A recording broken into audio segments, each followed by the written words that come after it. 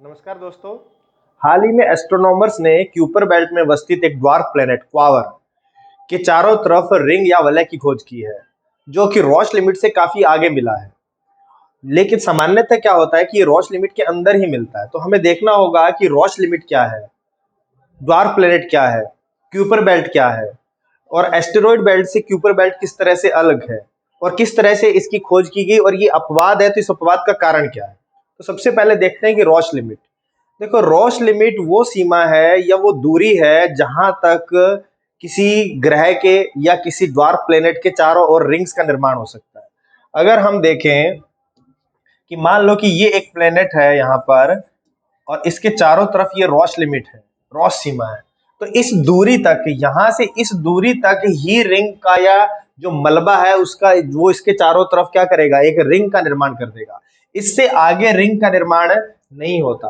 इसके आगे मून का निर्माण होता है या सैटेलाइट का निर्माण होता है, जैसे अर्थ के चारों तरफ मून है।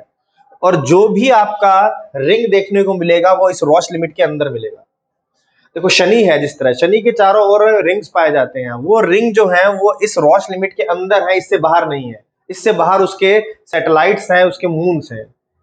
तो अब देखते हैं कि इसका क्या कारण है। तो सबसे पहले देखते हैं कि इसके साथ क्या स्थिति है क्वावर के साथ। देखो, क्वावर जो था ये इसकी रोश लिमिट है। देखो, ये आपका ड्वार्फ प्लेनेट है जो क्यूपर बेल्ट में मिल रहा है, और इसके चारों तरफ ये जो है ये इसकी रोश लिमिट है। और जो आपको रिंग मिला है वो यहाँ से 1400 माइल दूर मिला है, जो कि एक सामान्य स्थिति ना होकर अपवाद है, जिसके कारण जो ये रोश लिमिट, ये जो रोश लॉ था, इस पर एक सवालिया निशान खड़ा हो गया है। इस पर अब पुनर्विचार की आवश्यकता है। तो इस पर अब देखा जाएगा कि इस अपवाद को इसमें कैसे इंक्लूड किया जाए। तो लेकिन इसका कारण क्या है? देखो, ये रोश लिमिट के भीतर वलय बनते हैं और उसके बाहर नहीं बनते। इसका क्या कारण है? देखो, इसका कारण है, अगर इस एग्जाम्पल से देखें तो मान लिया जाए कि ये अर्थ है और ये आपका मून है। तो अर्थ की ग्रेविटी मून पर काम कर रही है, और मून का खुद का मास होने की वजह से इसकी भी ग्रेविटी है। तो यहाँ पर इस स्थान पर ये रोश लिमिट, ये इसको मान लिया जाए रोश लिमिट है।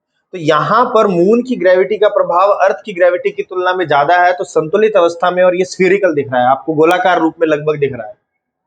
लेकिन जैसे जैसे आप इस मून को इस रोश लिमिट की ओर या यूं को पृथ्वी की ओर लेके जाएंगे, तो पृथ्वी की ग्रेविटी का प्रभाव बढ़ता जाएगा, और इसकी ग्रेविटी के प्रभाव में एक टाइडल फोर्स या एक ज्वारीय बल इस मून पर काम करना शुरू कर देगा। और जैसे जैसे आगे बढ़ता जाएगा और रोश लिमिट पर पहुंचेगा, तो पृथ्वी के जो ग्रेविटी है या उसके कारण जो टाइडल फोर्स है उसका प्रभाव इतना बढ़ जाएगा कि ये मलबे में कन्वर्ट हो जाएगा, ये विखंडित हो जाएगा, डिसइंटीग्रेट हो जाएगा। और ये मलबा क्या करेगा, ये रिंग का निर्माण कर देगा। अर्थात इस रोश लिमिट से इधर मलबा क्या होता है, निर्माण होता है, रिंग का निर्माण होता है, जिसका कारण है अर्थ की ग्रेविटी। और इस रोश लिमिट से इधर क्या होगा, इधर अर्थ की ग्रेविटी का प्रभाव कम होने की वजह से ये मलबा आपस में टकराकर जुड़ जाएगा, और जुड़कर इस उपग्रह या मून का निर्माण कर देगा। तो अर्थात इस तरफ, इस रोश लिमिट के इधर तो रिंग का निर्माण होगा, और इसके इस साइड पर आपको मून या सैटेलाइट्स का निर्माण होगा। तो शनि में भी यही है, इसके रोश लिमिट के इस साइड में उसके रिंग्स हैं, इस साइड में उसके मून है या सैटेलाइट्स हैं। तो ये तो था इसका रीजन कि रोश लिमिट क्या है, कैसे ये डिसाइड करती है कि रिंग बनेगा या आपका मून का निर्माण होगा। तो इसके बाद जो अगला क्वेश्चन आता है कि इसमें ये अपवाद की स्थिति देखने को क्यों मिली। तो इसका कारण देखो क्या बताया जा रहा है। इसका कारण बताया जा रहा है कि ये जो आपका क्वावर नाम का जो ड्वार्फ प्लेनेट है, इसका एक उपग्रह है, इसका एक मून है जिसका नाम है विवोट। और कहा जा रहा है कि उसकी ग्रेविटी के प्रभाव से ये मलबा टिका हुआ है, वो इसको इकट्ठा नहीं होने दे रहा है। जो ये, और दूसरा कारण जो बताया है कि इनका ये जो मलबा है यहाँ पर, ये जो मलबा है, इसके जो पार्टिकल हैं वो इस रूप में आपस में टकरा रहे हैं कि टकरा के ये दूर निकल जा रहे हैं। ये आपस में चिपक नहीं पा रहे हैं, अर्थात इस एंगल से टकराते हैं कि वो टकरा के दूर चले जाते हैं, आपस में चिपकते नहीं, आपस में मिलते नहीं। तो इन दो वजहों को एक संभावित पॉसिबल रीजन माना जा रहा है, लेकिन अभी एग्जैक्ट रीजन इसका पता नहीं है, जिसके बारे में अभी रिसर्च चलेगा।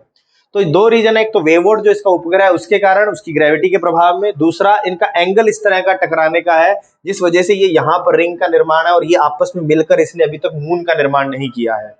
तो ये इसका संभावित कारण है। अगला जो हमें देखना होगा, जो एग्जाम की दृष्टिकोण से महत्वपूर्ण है, वो है क्यूपर बेल्ट।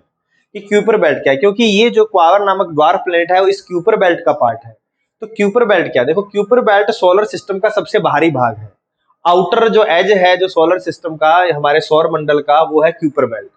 तो ये क्यूपर बेल्ट में हमें आइसी ऑब्जेक्ट है जो बर्फीले पिंड देखने को मिलते हैं। तो सबसे पहले तो इनका निर्माण कैसे हुआ, देखो जब इन सभी ग्रहों का निर्माण हुआ, इस सोलर सिस्टम का निर्माण हुआ, तो कुछ मलबा बच गया जो इन ग्रहों में समाहित नहीं हुआ, अर्थात इन ग्रहों की ग्रेविटी ने इनको अपने अंदर समाहित नहीं किया और ये यहाँ पर रह गए।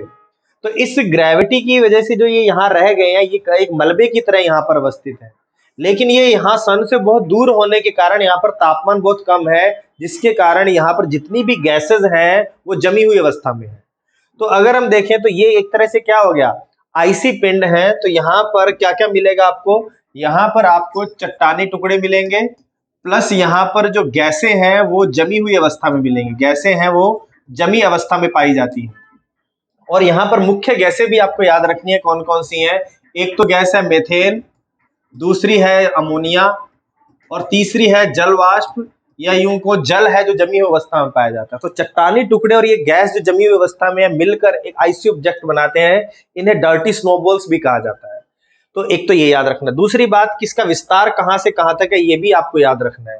तो इसका विस्तार जो है वो 30 AU से लेकर 30 एस्ट्रोनॉमिकल यूनिट से लेकर 50 एस्ट्रोनॉमिकल यूनिट तक है। ये इस तरह से ये फैली हुई है और ये नेपच्यून से आगे है। देखो ये नेपच्यून है, इसके आगे का पार्ट है। और इसी का पार्ट देखो प्लूटो, एरिस, मेकमेक नामक ये सब के सब क्या है, ये ड्वार्फ प्लेनेट है, इसी का पार्ट है। और एक चीज जो इसके बारे में और याद रखनी है वो है कि यहाँ से शॉर्ट रेंज के कॉमेट्स आते हैं। जो कम दूरी के कॉमेट हैं वो यहाँ से आते हैं और यहाँ से यूं घूमते हुए सूर्य की परिक्रमा करते हैं और वापस से इसी एरिया में चले जाते हैं। अब ये तो क्यूपर बेल्ट थी।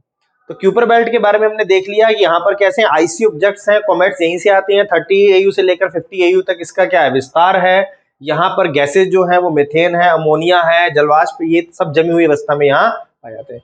एक और डेब्रिस की बेल्ट है जिसका नाम है एस्टेरॉइड बेल्ट, जो मार्स और जुपिटर के बीच पाई जाती है। ये भी इस तरह के पिंड हैं, ये छोटे छोटे चट्टानी टुकड़े हैं जो ना तो मार्स का पार्ट बने ना जुपिटर का, किसी भी ग्रह में समाहित नहीं होकर यहाँ पर एक बेल्ट के रूप में पाए जाते हैं।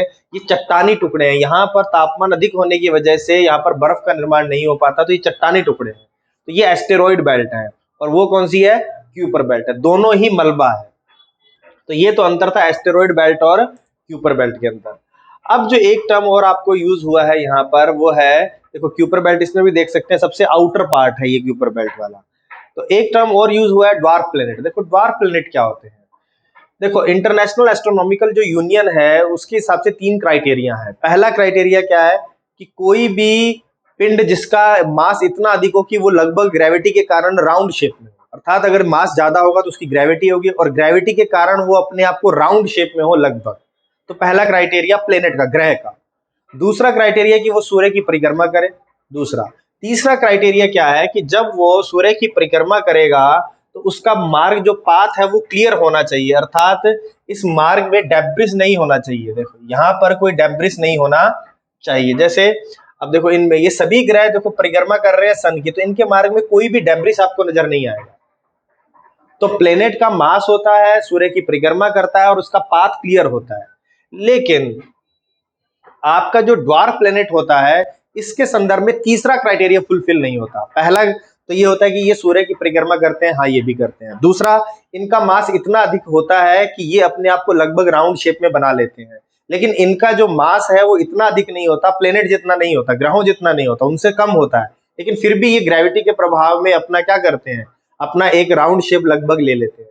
लेकिन जो तीसरा क्राइटेरिया है कि इनका पाथ क्लियर होना चाहिए, उसमें कोई मलबा नहीं होना चाहिए, उसमें ये पूरे खरे नहीं उतरते, अर्थात इनका मार्ग क्लियर नहीं होता, अर्थात इनकी ग्रेविटी इतनी ज्यादा नहीं होती है कि उस सारे मलबे को क्या कर दे, अपने अंदर खींच के संभाले और उस पाथ को क्लियर कर दे। तो ये तीसरे क्राइटेरिया में वो फॉलो नहीं कर पाते हैं, इसलिए इन्हें एक नई कैटेगरी में लिखा है, ड्वार्फ प्लेनेट में रखा है। अब तक IAU द्वारा 5 ग्रह इस पिंडों को इस कैटेगरी में रखा है और बहुत सारे हैं जो लाइन में हैं, जो संभावित आगे हो सकते हैं, उनमें क्वावर भी एक है। लेकिन जो ऑफिशियली है वो 5 है। एक तो सीरीज है, दूसरा है प्लूटो है, एरिस है, मेकमेक है और होमिया है। ये 5 हैं जिन्हें ऑफिशियली दर्जा दिया गया है। इनमें से ये जो 4 है नीचे के, ये 4 प्लूटो, एरिस, मेकमेक और होमिया, ये चारों क्यूपर बेल्ट में पाए जाते हैं। जबकि ये सीरीज है, ये एस्टेरॉइड बेल्ट में पाया जाता है, जो हमने अभी देखी थी। तो ये 5 है, इनमें से एक एस्टेरॉइड बेल्ट में है, ये चारों के चारों किसमें, क्यूपर बेल्ट में है। क्यूपर बेल्ट में इट मींस ये आईसी ऑब्जेक्ट्स हैं। ठीक है, तो ये उनमें पाया जाता है। एक चीज और जो हमें याद रखनी है वो है कि हमें वल्यों का पता कैसे लगता है। एक शब्द और इसमें यूज किया जाता है जिसका नाम है स्टीलर ऑक्युल्टेशन। स्टीलर ऑक्युल्टेशन क्या होता है? इसके माध्यम से हम किसी भी ड्वार्फ प्लेनेट के या किसी ग्रह के चारों ओर रिंग्स का, उसके एल्बिडो का, उसके एटमोस्फियर का, इन सब का पता लगाते हैं। देखो ये क्या होता है, देखो मान लो कि ये कोई ड्वार्फ प्लेनेट है, ये एक ड्वार्फ प्लेनेट है, ड्वार्फ प्लेनेट है। तो और इसके पीछे से दूर कोई है स्टार पास कर रहा है, ये कोई तारा है जो ये परिक्रमा करते हुए आगे की ओर घूमते हुए आगे जा रहा है। तो ये जो स्टार पास करेगा तो क्या करेगा, यहां से रेज आएंगी यूं इस तरह से, और मान लो इस ड्वार्फ प्लेनेट के चारों तरफ एक रिंग है डेब्रिस की, और यहां पर एक ऑब्जर्वर है, प्रेक्षक खड़ा है। तो जब ये जो इस तरह से जो रोशनी आ रही है, तो जब ये इसके बीच में से निकल कर आएगी तो ये इस रोशनी को क्या करेगा, उसको ब्लॉक करेगा, उसकी तीव्रता को कम कर देगा। तो जब तीव्रता कम होगी तो हमें अनुभव होगा कि यहाँ पर तीव्रता क्या है, कम है। जब इसको क्रॉस कर जाएगा तो वापस से तीव्रता बढ़ जाएगी। तो इसी तीव्रता के या यूं कहीं स्टार की ब्लिंकिंग की वजह से, उस जो ब्लिंक करता है, कभी डिम होता है कभी तेज होता है, उसी आधार पर क्या किया जाता है, इनके रिंग्स का पता लगाया जाता है कि ये रिंग ने इसकी क्या कर दी, रोशनी को ब्लॉक कर दिया है, अब उसकी रोशनी थोड़ी डिम हो गई है। तो इसी के आधार पर इसके रिंग्स का पता लगाया जाता है। इसे बोला जाता है स्टीलर ऑक्युल्टेशन। तो रिंग्स का, उसके एटमॉस्फेयर का, उसकी दूरी का, उसके एल्बिडो का, सबका नॉलेज या सबकी जो जानकारी है वो स्टीलर ऑक्युल्टेशन विधि से प्राप्त की जाती है। तो ये जो मेन चीजें थी जो आपको ध्यान में रखनी है। एक और चीज जो इसके बारे में है कि ये जो हमने ड्वार्फ प्लेनेट देखा है क्वावर, इसको भी ऑफिशियली दर्जा नहीं दिया गया है। इसका जो त्रिज्या है वो लगभग 555 किलोमीटर की है, प्लूटो से आधी है। और इसका एक उपग्रह भी है जिसका नाम है वेवॉट। तो आपको याद रखना है कि इसका उपग्रह वेवॉट है, इसकी जो त्रिज्या है वो प्लूटो से आधी है, लगभग 555 किलोमीटर है। तीसरा, ये क्यूपर बेल्ट का एक पिंड है, आईसी ऑब्जेक्ट है। तो यहाँ पर हमें बस इतना ही ध्यान रखना है। नेक्स्ट वीडियो मिलते हैं, धन्यवाद।